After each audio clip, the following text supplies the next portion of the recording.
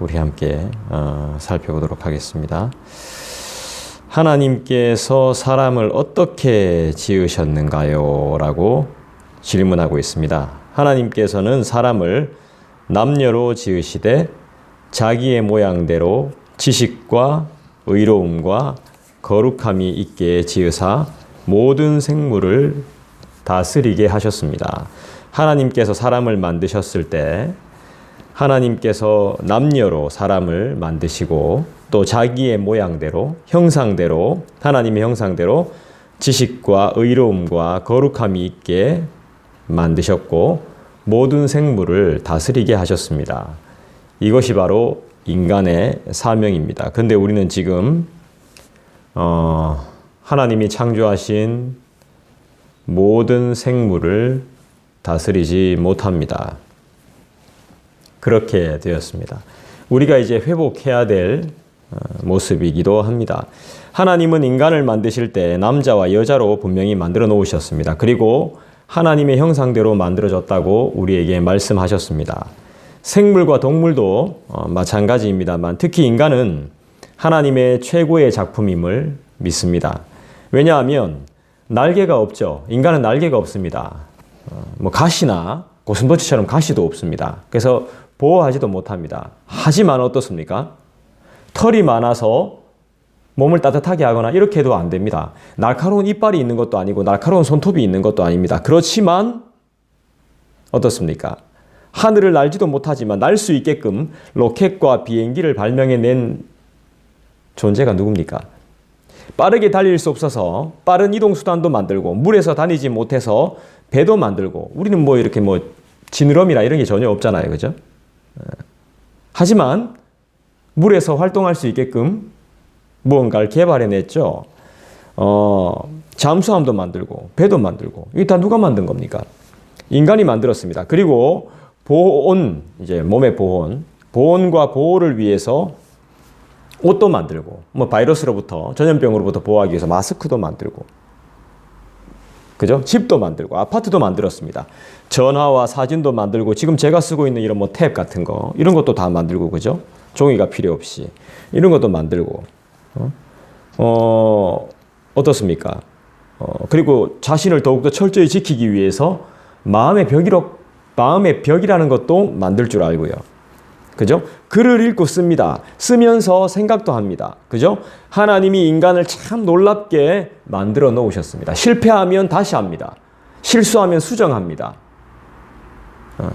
또 이해도 하고 습득도 하고 말 안 해도 분위기나 표정 등을 보면서 상황과 상태를 파악하며 헤아릴 줄도 아는 눈치라는 것도 볼 줄 알고 동물하고는 완전히 다른 인간이라는 존재를 하나님이 창조하셨다는 것입니다. 그리고 아주 중요한 것 뭡니까? 우리는 하나님과 소통을 한다는 것입니다. 하나님과 교제를 한다는 것입니다. 신이랑 소통을 한다는 것이죠. 우리의 삶의 기적은 바로 이것이에요. 하나님이 인간을 창조하신 것도 서로의 소통을 위해서, 서로의 교통을 위해서 우리를 창조하신 것입니다. 그래서 우리는 하나님의 형상으로 지음을 받은 거예요. 그런 인간이 불의와 죄악으로 비극을 자초하고 있어요. 결말이 비극으로 끝나요. 누구를 탓할 수 없어요. 자초한 것이기 때문이죠. 돌아올 기회가 분명히 있었을 텐데 스스로 차버린 것과 같아요. 인간은 많은 것을 조작했다는 거예요. 바꾸어 놓은 것입니다. 진리를 바꾸었습니다. 진리를 가공해서 바꾸어 버렸어요. 창조의 사상과 원리, 그 정신을 부서뜨린 것입니다. 인간은 순리로 쓸 것을 영리로 써온 것입니다. 하나님 외에 수많은 우상을 만들었습니다. 진실을 숨기고 바꾸었고 죽이고 빼앗고 훔쳤다는 거예요. 하나님의 최고의 작품인 인간들이 한 짓입니다. 이뿐입니까? 엄청난 거짓을 만들어내었고 지금도 거짓의 아비로 살고 있습니다. 가장 가까이에 있는 사람의 비난의 말이 정말 괴롭습니다. 친밀하다고 생각했던 사람의 말이 마음과 생각을 불편하고 어렵게 만들고 분노하게 합니다.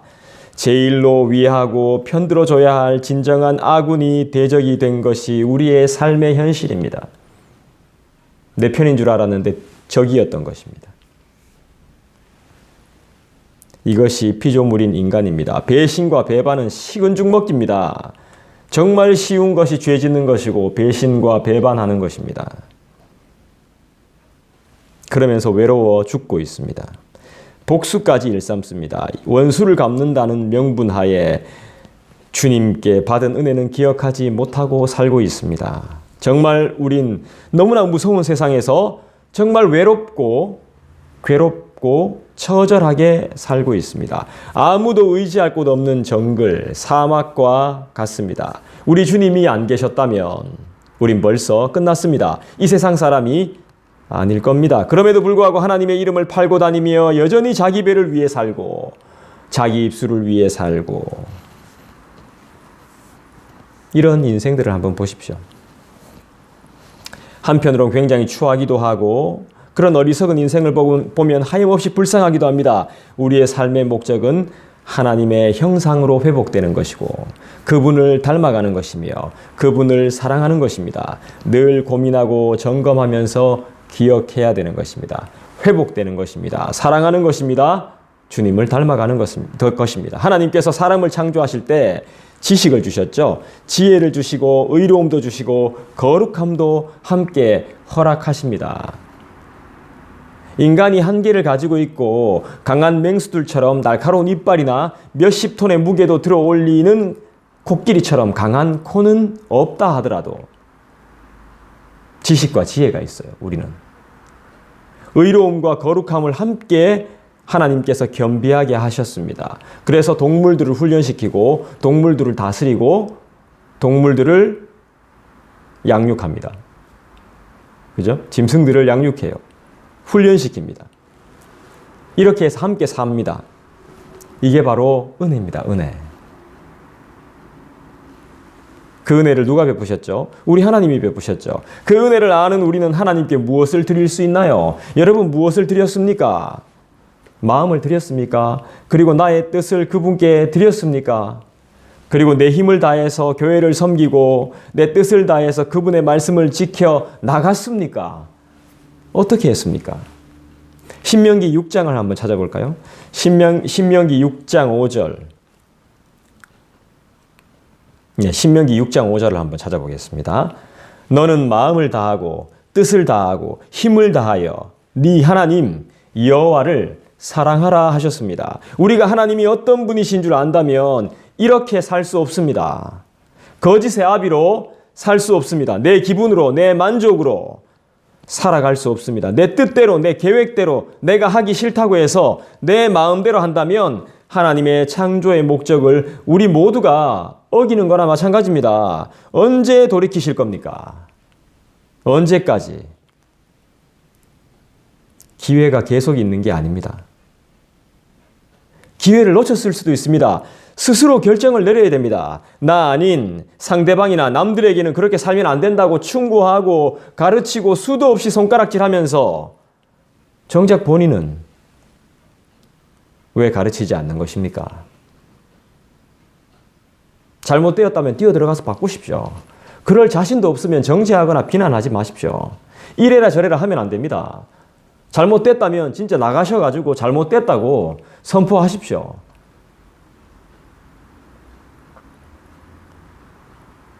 왜 본인 자신은 가르치지 않는 거죠? 하나님이 지혜를 주셨는데 왜 본인은 자기의 잘못을 생각하지 않는 것입니까? 정말 회개하셨습니까? 정말 회심하셨습니까? 왜 회복의 기회를 계속 놓치고 있는 겁니까? 내가 싫으면 상대방도 싫습니다. 그것을 제발 분명히 알아야 됩니다. 내가 싫은 거는 남도 싫어요. 나만 싫은 게 아니에요. 꼴보기 싫으면 남도 내가 꼴보기 싫어요. 그리고 사람을 죄인 다루듯이 하면 안 돼요. 내 발 아래 두려고 하지 마세요. 사람은 노예가 아니에요. 하나님께서도 죄인인 우리를 그렇게 대하지 않습니다.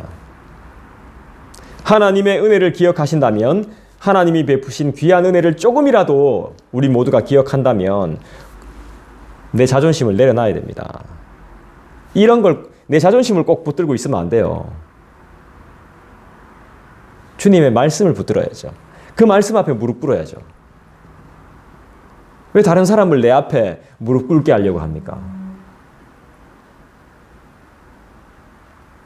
하나님의 말씀을 경청하는 것이 복받는 길이자 비결임을 감히 말씀드리고 싶습니다. 그 복은 회복입니다. 신뢰가 깨어진 가정이 회복되기를 원하시죠, 여러분? 내 마음의 고통과 절망이 회복되기를 원하시죠? 상처로 인한 분노와 증오가 회복되기를 원하시죠? 그분께 드리십시오. 그분께 꺼내놓으십시오. 그렇지 않고선 해결이 어려워요. 나름대로 노력하고 애쓰고 계시다는 거 알고 있습니다. 저도 애를 많이 쓰니까요. 버티고 있다는 것도 알고 있습니다. 지칩니다. 그러니까 지치는 겁니다. 더 이상 자신이 붙들려고 하지 마시고 그분께 맡겨드리십시오. 그러니까 우리는 늘 피곤한 겁니다. 내 마음과 내 생각 모든 것을 그분께 드리시고 여러분이 평안을 얻을 수 있도록 구하시기를 부탁드립니다. 진정한 평안은 땅에서 솟아나는 것이 아닙니다. 하늘로부터, 하나님으로부터 임하는 것이죠.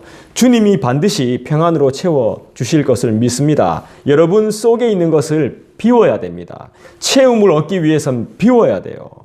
비워야 하나님의 평안이 임합니다. 사온 것은 빨리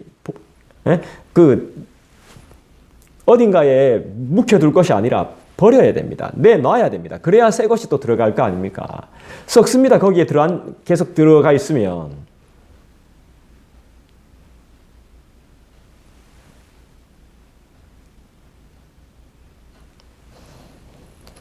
내 속에 있는 것을 비워야 하나님의 평안이 임합니다. 복잡한 생각이 정리될 수 있습니다. 하나님은 우리를 그렇게 만드셨습니다. 주님만이 우리의 진정한 위로가 되십니다. 주님만이 진정한 생명이요 우리 만족이 되십니다. 주님께서 가르쳐 주신 기도를 생각해 보시고 묵상해 보십시오. 부탁합니다. 여러분이 많이 상실한 거룩의 출발은 그분의 말씀에 순종하는 것입니다. 다시 그분께로 보는 것입니다. 우리의 부흥은 다시 주님을 바라보는 것입니다. 하나님이 어떤 분이신지 우리가 제대로 알게 되면 생각이 달라집니다. 변화되는 것이죠. 삶이 완전히 변화됩니다. 달라지게 되어 있습니다. 너무나 중요하다고 생각했던 문제가 양보할 수 없던 가치와 의미들이 아무 덧없어져요. 아무 의미가 없어집니다. 아무것도 아닌 것이 되는 거죠. 신기해요. 여러분이 지금 고집 부리고 있는 것은 우상입니다. 여러분이 놓지 못하고 있는 것은 우상이에요. 자기 사랑이고 자기라는 우상이에요. 나라는 우상이에요. 내 기분, 내 마음, 내 생각이 준비가 안 됐다는 거죠. 그럴 마음이 없다는 거죠. 내 계획이, 내 뜻이 전혀 그럴 마음이 없다는 것이죠. 이 모든 것은 나라는 기준의 우상이 되는 거예요. 감사가 없는 삶을 살지 마세요. 때 되면 다 놓게 돼 있어요. 여러분, 억지로 할 필요 없어요. 때가 되면요. 넘어지게 돼 있어요. 무릎 꿇게 돼 있어요. 그분 앞에 다 후회하게 돼 있어요. 지금 여러분이 막 그렇게 할 필요 없어요. 하지 마라, 해라 이렇게 할 필요 없습니다. 잘하니 못하니 이런 말도 할 필요 없어요. 우린 뭘 해야 되는 거죠? 감사가 없는 삶을 살면 안 되는 것이죠. 진정한 승리는 나라는 우상을 내려놓는 나의 부인이에요. 자기 부인이에요. 자기 부인. 자기 사랑이 아니고요. 여러분은 얼마나 의로우십니까? 정말 의롭다면 하나님이 원하는 방식으로 자기를 사랑할 겁니다. 히브리서 8장을 찾아볼까요? 히브리서 8장 12절입니다. 내가 그들의 불의를 긍휼히 여기고 그들의 죄를 다시 기억하지 아니하리라 하셨느니라. 하나님은 이런 분이시죠. 내가 그들의 불의를 긍휼히 여기고 그들의 죄를 다시 기억하지 아니하리라 하셨느니라. 이 은혜를 기억하십시오, 여러분.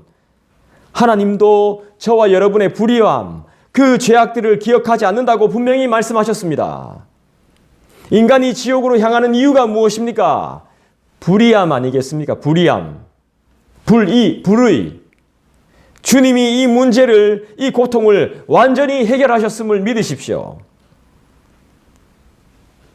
의인은 나만 옳고 바른 삶을 사는 자가 아님을 기억합니다.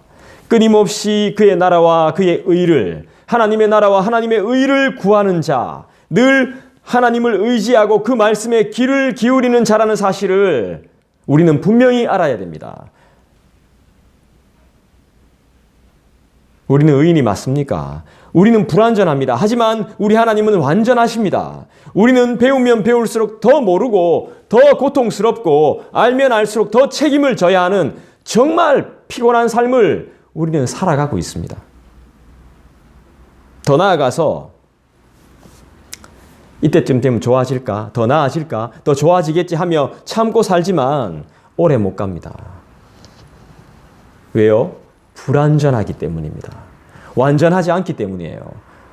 에이, 얼마나 가나 보자 이게 아니라 원래 사람이 그래요.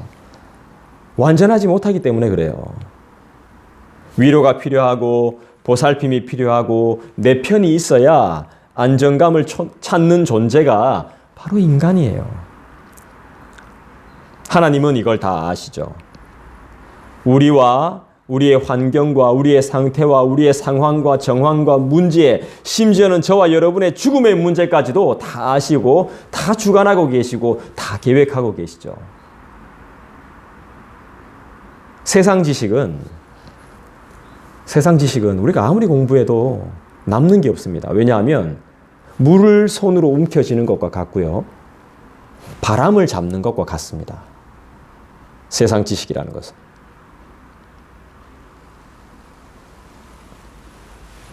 무슨 뜻입니까? 할 수 없는 것을 하려고 하는 아주 어리석은 것들입니다. 세상 지식은요. 바람을 막고 시간을 멈추고 물이 솟아 땅이 드러나게 하는 것은 하나님의 영광입니다. 물이 말라 땅이 드러나게 해서 사람이 다닐 수 있고 건물을 짓게 하는 것은 하나님의 영역이에요. 하나님의 지식은 무엇입니까? 복음이죠, 복음.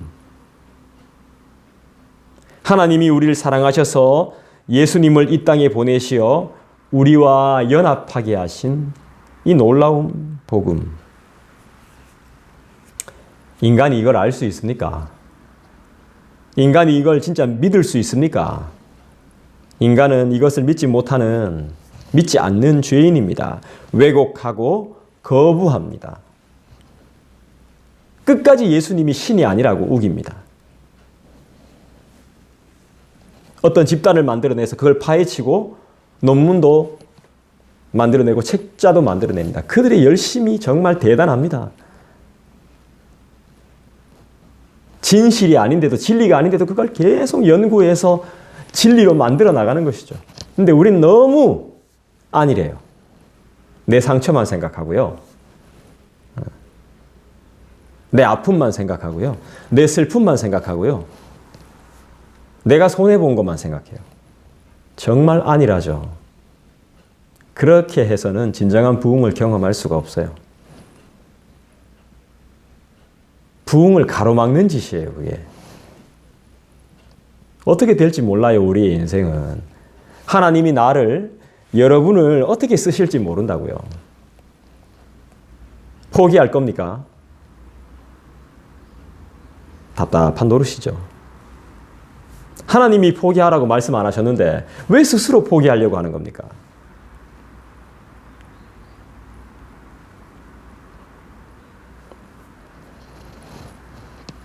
하지만 성경은 분명히 말씀합니다. 죄가 무엇이죠?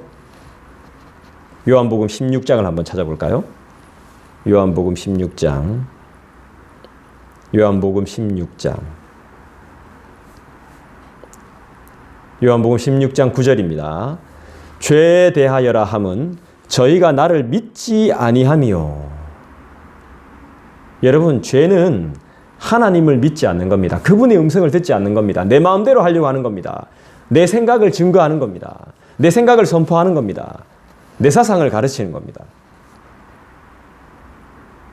세상에서 진리를 찾지 못해 지혜의 왕인 솔로몬을 찾아와서 그 먼 거리를 달려와서 만족과 기쁨을 얻었던 스바 여왕의 이야기를 한번 보십시오. 답을 알고 있는 우리는 어떻게 살아야 될까요? 여러분 지금부터 어떻게 하시겠습니까? 내가 못했으니까 자식 새끼 잘 키우고 자식 새끼 공부 열심히 시키면 되는 겁니까? 인간들이 그렇게 살아왔습니다. 공부 열심히 하면 죄가 사라지는 겁니까? 일 열심히 하면 돈 열심히 벌면 나의 수치와 부끄러움이 가리워지는 겁니까?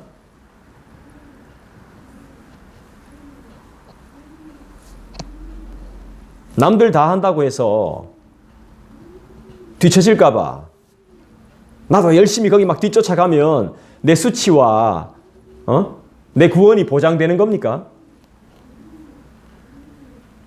어떻게 살아야 되겠습니까? 답을 알고 있다면서요. 답을 알고 있는 우리는 도대체 어떻게 살아나가야 되는 것이죠?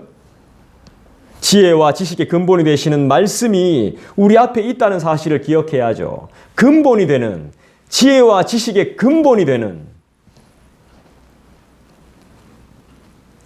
말씀이 내 손 안에서 빠져나가면 우리는 타락하고 말죠. 부정적인 것 이상으로 긍정, 부정을 떠나서 완전 타락하고 말죠. 거기에 사로잡히게 되는 거죠. 중독되게 되는 거죠. 말씀 아닌 다른 것에 집중하게 되는 겁니다. 잡히고 마는 것이죠. 이게 고통입니다. 이게. 의심이 끝이 없습니다.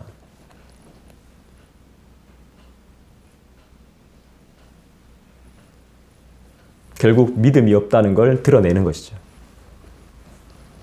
이게 고통이에요. 나도 고통이고 남도 고통이고 상대방도 고통이고 공동체 전체가 고통을 겪는 거죠.